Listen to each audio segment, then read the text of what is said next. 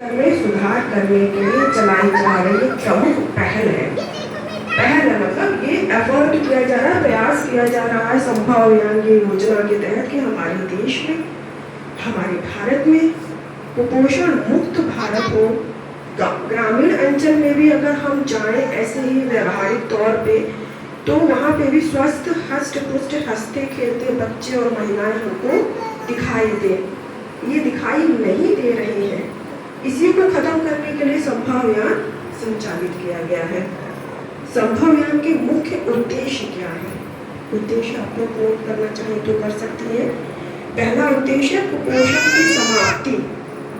राज्य में गंभीर तीव्र कुपोषण यानी सैम मतलब SAM, Sam, severe acute malnutrition. इसका आप लोगों को फुल फॉर्म भी पता होना चाहिए कि सैम है क्या। अगर कोई पूछे सैम क्या है तो हम बता सकें।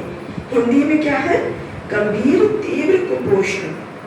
और इंग्लिश की वर्डिंग अगर देखे जाए SAM सैम, तो सिवियर एक्यूट मालन्यूट्रिशन। और मध्यम कुपोषण यानी मैम को जड़ से खत्म करना। यानी कि हमारे इस संभव अभियान की नींव ही है सैम और मैम। इस चीज को आप लोग को ध्यान से अपने दिमाग में इसको बैठा लीजिए कि सैम और मैम हमें अपने सर्वे क्षेत्र में देखने हैं कि कौन से ऐसे बच्चे हैं जो सैम और मैम कैटेगरी में आते हैं।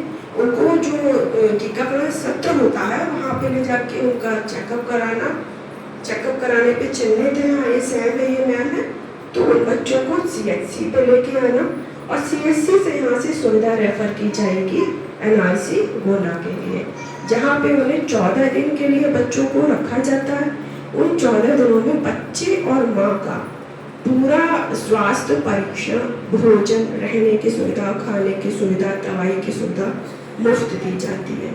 इसके साथ ही साथ 50 या 100 रुपये पर डे के अनुसार दिया भी जाता है। ये मुझे कंफर्म नहीं है, लेकिन ये मेडिकल सुविधा, रहने की सुविधा, दवाई, डॉक्टर, इन सब का खर्चा सरकार स्वयं वहन करती है। अब आप सोच लीजिए कि अगर कोई बच्चा बीमार हो जाता है और प्राइवेट हॉस्पिटल में जाता है, तो प्राइवेट हॉस्पिटल में मुश्किल से मुश्किल 4-5 दिनों में ही 10 से 15 हज़ार का बिल आराम से डॉक्टर बना देते हैं। ऐसा स्वयं मेरे साथ भी हुआ। मेरी छोटी बेटी